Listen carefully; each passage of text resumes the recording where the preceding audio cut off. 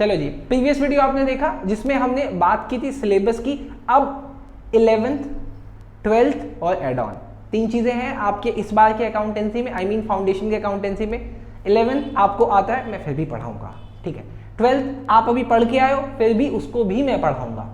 लेकिन जो add on है और जो बिल्कुल नया है, जिसका बाकी चैप्टर से कोई लिंकेज नहीं है, मैं पहले वो शुरू कर रहा हूँ। एटलीस्ट आपको वो तो पता चले कि एड ऑन क्या है। Done sir. अब आपको ये पता करना है कि सर एड ऑन में कौन कौन से चैप्टर हैं, तो आप अपने चैप्टर 6 में जाओगे, जहां पे आपको दिखेगा कौन कौन से यूनिट आपके नए, मैंने आपको प्रीवियस वीडियो में बताया भी, आप जाके देख लेना। उसी में से बेटा एक टॉपिक है unit 3 consignment. Unit 3 consignment, chapter 6 unit 3।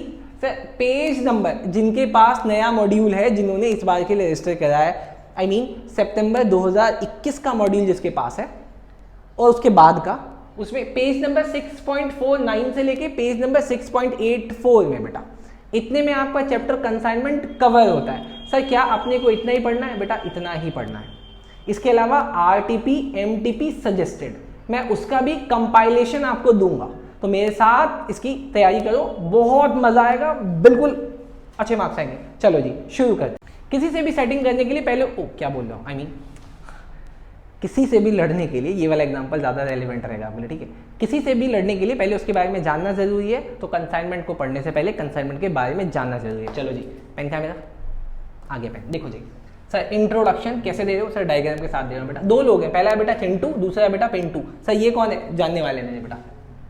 Chintu क्या कहता है? चिंटू दिल्ली में, चिंटू दिल्ली में है और चिंटू की जो चिंटू गुड्स बनाता है उसकी भयंकर सेल हो रही है, बम्पर सेल हो रही है। चिंटू चाहता है एक्सपेंशन, कि अब चिंटू दिल्ली से बाहर भी बेचना चाहता है, लेकिन चिंटू सोल प्रोप्राइटर है और चिंटू को किसी पे भरोसा नहीं है। सर मतलबी टाइप है, शाहरुख खान। अबे पागल है क्या? ऐसा कुछ नहीं बोला मैंने, डिलीट करना है इसको। हाँ, चिंटू को अपना बिजनेस गुजरात में भी फैलाना है, चिंटू को अपना बिजनेस गुजरात में भी फैलाना है। तो चिंटू ने ना पिंटू से बात करी, चिंटू ने पिंटू से बात करी कि पिंटू मैं तुझे अपने गुड्स भेजूंगा, मैं तुझे अपने गुड्स भेजूंगा, गुड्स।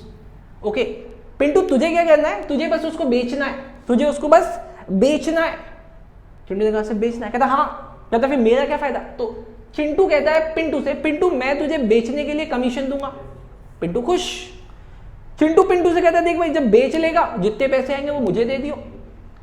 पिंटू कहता है सर अगर सारे नहीं बिके तो? कहता है क्लोजिंग स्टॉक जो बचेगा ना तेरे पास वो तू मुझे लौटा दियो। मतलब पिंटू क्या करेगा, at the end of month, या जैसे भी उनके बीच में एग्रीमेंट हुआ होगा, ईयर के एंड में, मंथ के एंड में, जनरली मंथ के एंड में होता है, ये इसको भेजेगा प्रोफॉर्मा। नोट करना बेटा इस वर्ड को, प्रोफॉर्मा इनवॉइस। ये क्या होता है सर? अरे याद रखना, मैंने बोला ना एक नंबर का जो मैंडेटरी क्वेश्चन होता है उसमें पूछते हैं बेटा।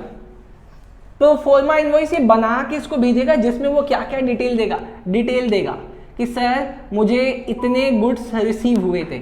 सर इसको पता नहीं क्या कि इसने कितने गुड्स भेजे थे?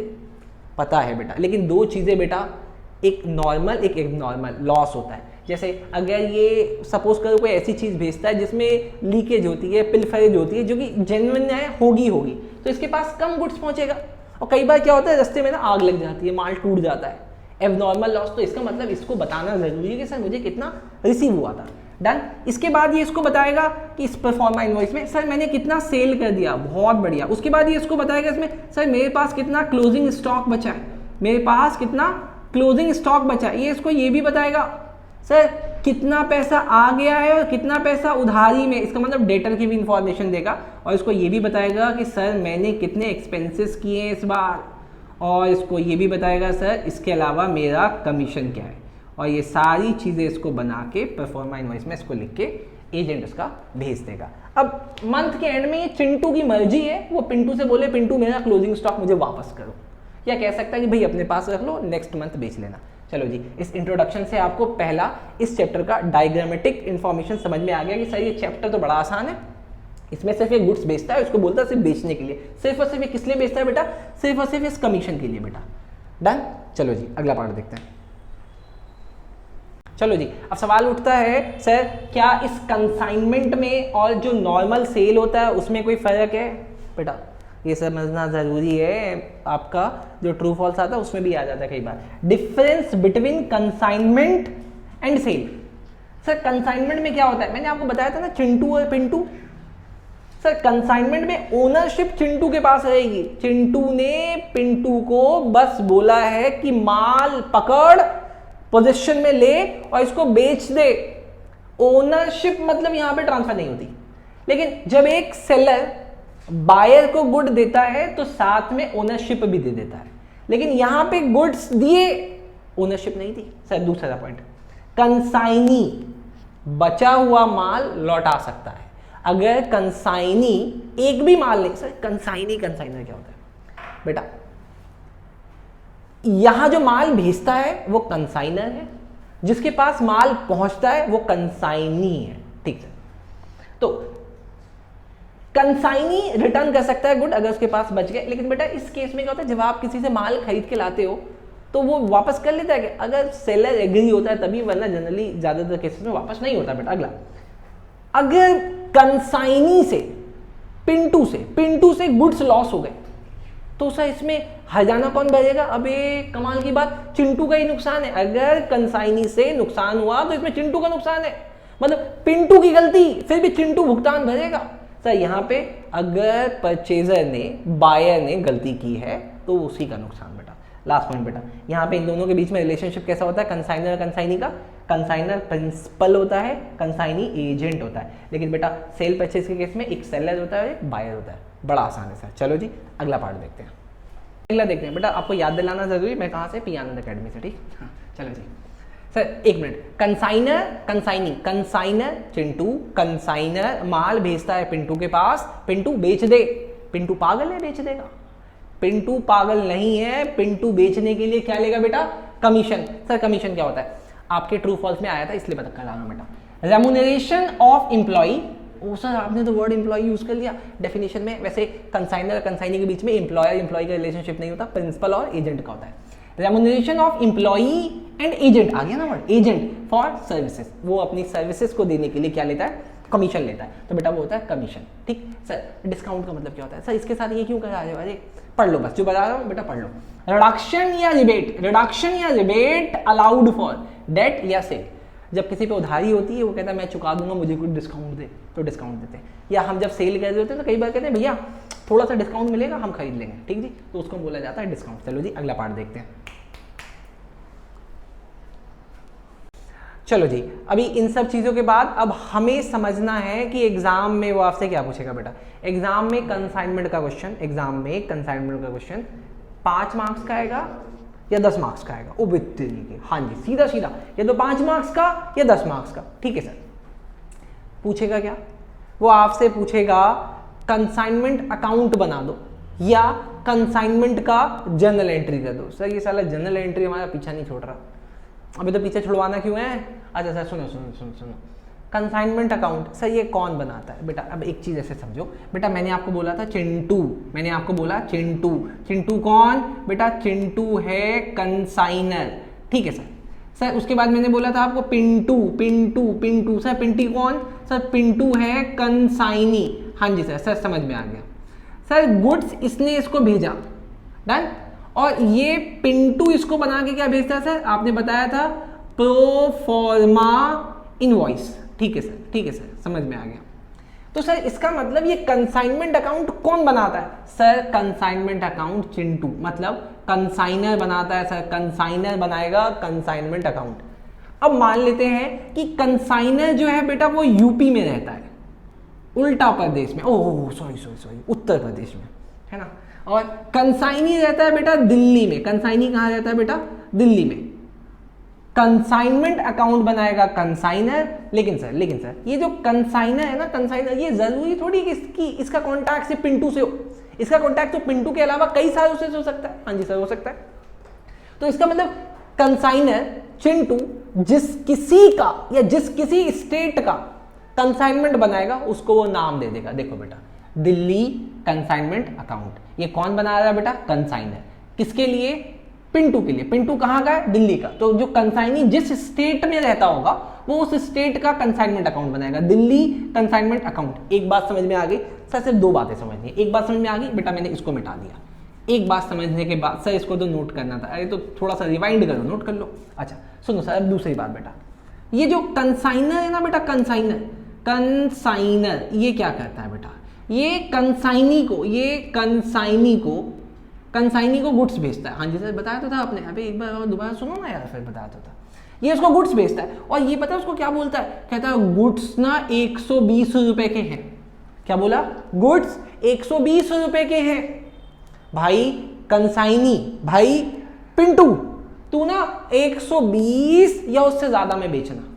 ऑब्वियसली सी बात है, ये उसको बोलता है बेचने के लिए, कितने में बेचना, 120 या उससे ज्यादा में बेचना।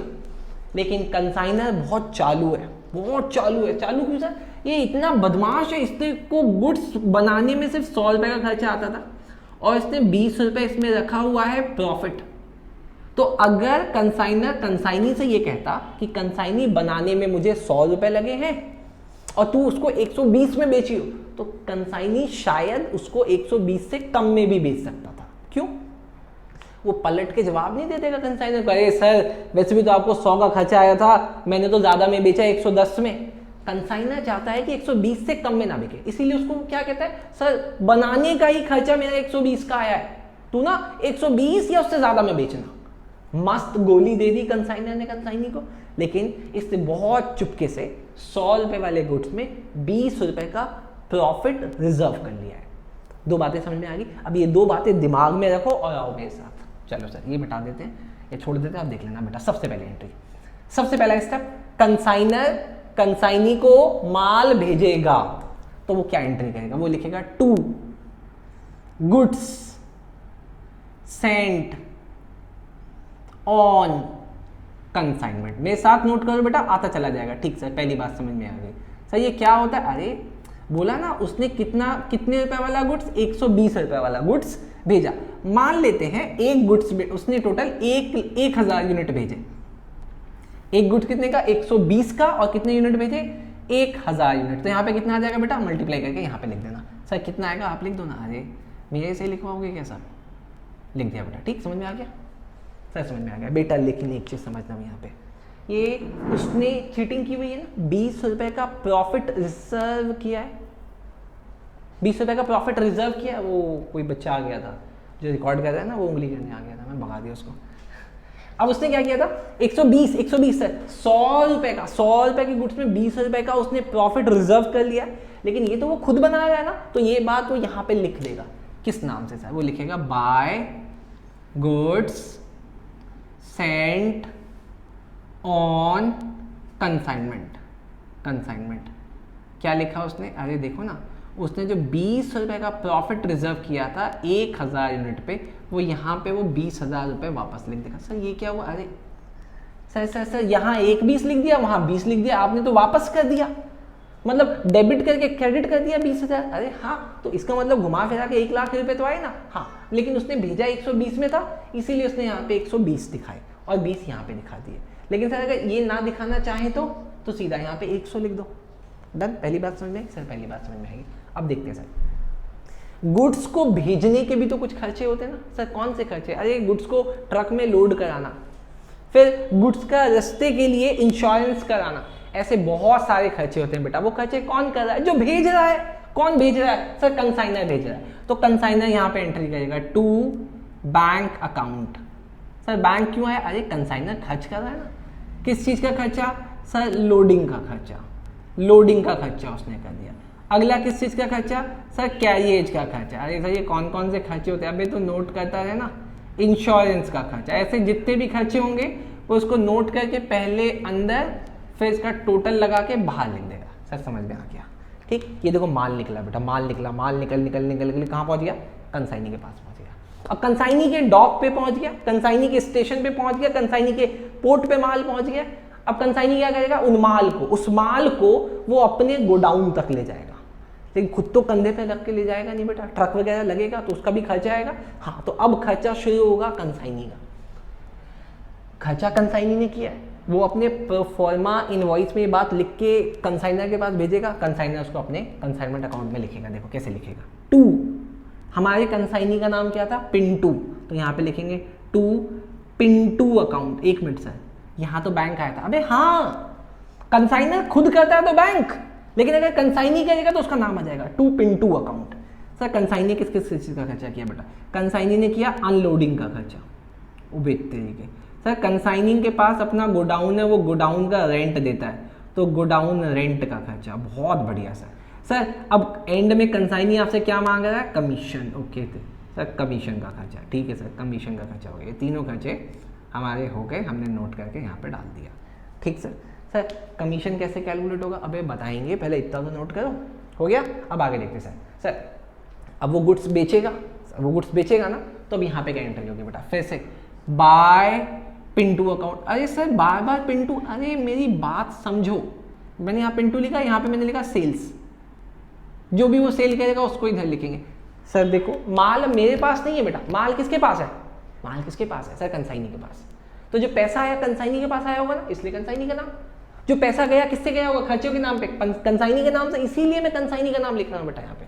ठीक, अच्छा सर। सर ये करने के बाद, सर इसके बाद ना आपने बोला सर कई बार गुड्स रास्ते में खराब हो जाते हैं, नॉर्मल लॉस, पिलफरेज, वो भी यहाँ पे लिखेंगे? नहीं बेटा, नॉर्मल लॉस नहीं लिखते हैं, दिमाग में याद रखना। नॉर्मल लॉस बुक में नहीं लिखते, क्योंकि वो नॉर्मल होते हैं, वो होते ही होते हैं, वो मुझे पता ही है कि होंगे होंगे, इसलिए मैं उसको बुक में नहीं लिखूंगा। बुक में क्या लिखेंगे? Abnormal loss. सर यहाँ पे लिखेंगे बाय, अगर हुए होंगे तो by abnormal, by abnormal loss, उसको यहाँ बुक में लिखेंगे। सर ये कैसे निकलेगा?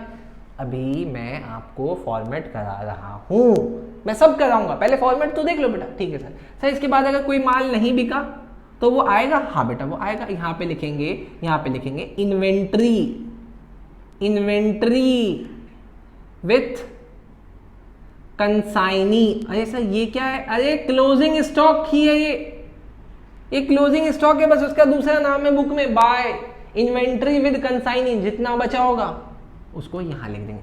1 मिनट सर, क्यों रोका भाई? सर आप यहाँ पे इन्वेंट्री लिख रहे हो बेटा? हाँ मैं लिख रहा हूँ, मैंने रोका आपको, आपने मुझे नहीं रोका।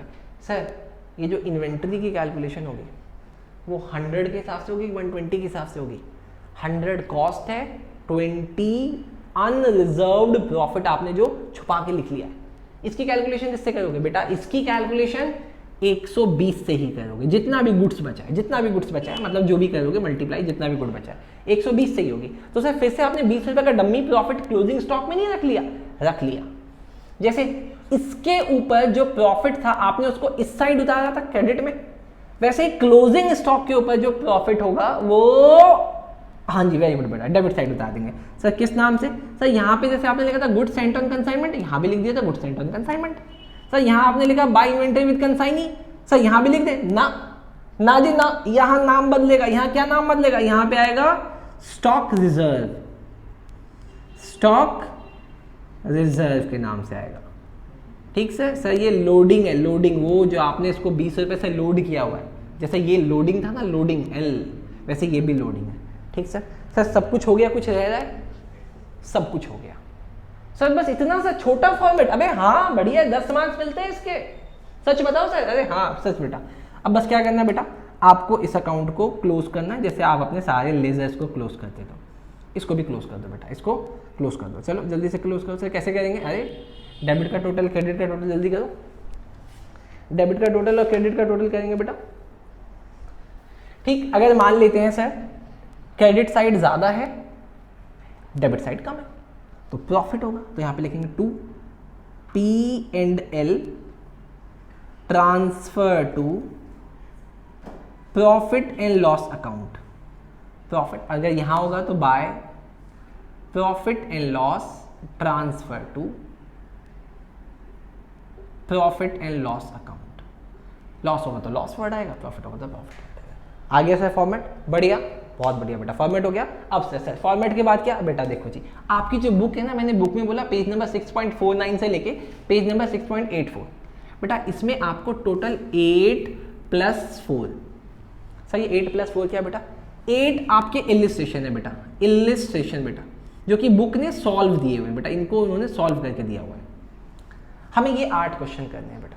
इसके अलावा बुक ने आपको प्रैक्टिकल दिए बेटा, प्रैक्टिकल जो आपको खुद से करना है। सर वो भी सॉल्व है क्या बेटा? हाँ लास्ट में जाके उसका भी सॉल्यूशन दिया है, लेकिन ये भी आपको करना है। तो हम तो क्लास में ये 12 क्वेश्चन करेंगे बेटा। ठीक सर, ये 12 क्वेश्चन। सर ये 12 क्वेश्चन इनफ है क्या बेटा? 1 मिनट बेटा, मैं आपको एक चीज़ और दिखाता हूँ, आरटीपी एमटीपी दिखाना बेटा। इसके अलावा देखो हमारे बच्चे 100 क्यों ला रहे हैं, इसके अलावा हम क्या कहते हैं, ये 12 क्वेश्चन के अलावा बेटा हम ना अपने यहाँ पे ये देख रहे हो बेटा, आज तक इंस्टीट्यूट ने जितनी भी आरटीपी निकाली और आपके लिए जितनी रेलिवेंट है वो सारे क्वेश्चंस का हमने कंपाइलेशन बना दिया आरटीपी का। ठीक, ऐसे ही बेटा हमने इंस्टीट्यूट ने अब तक जितने भी पेपर लिए हैं आपके पेपर, उसको ना सजेस्टेड बोला जाता है, सजेस्टेड। मुझे ऐसा लगता है कि पिछले 5 साल से ज़्यादा कभी तक आया नहीं है, तो पिछले 5 साल का ऐसे ही मैंने सजेस्टेड का भी कंपाइलेशन बना दिया। ठीक बेटा, ऐसे ही हम लोगों ने पिछले कई सालों का एमटीपी का सबका कंपाइलेशन एक साथ बनाया हुआ है। मतलब सर ये तो हम क्वेश्चन करते हैं बुक वाले, इसके अलावा आरटीपी एमटीपी और सजेस्टेड उसको हम लोग प्रैक्टिस कर लेते हैं। बस मैं इतना सा ही बता था बेटा, इसके अलावा ना कभी आता है ना कभी आएगा, और इतना ही करके आपका कॉन्फिडेंस आसमान में पहुंच जाता है बेटा, और एग्जाम में जाके क्वेश्चन हो जाता है। ठीक, चलो जी अब हम करेंगे बेटा क्वेश्चन, मिलते हैं बेटा, पहले इसको नोट कर लो।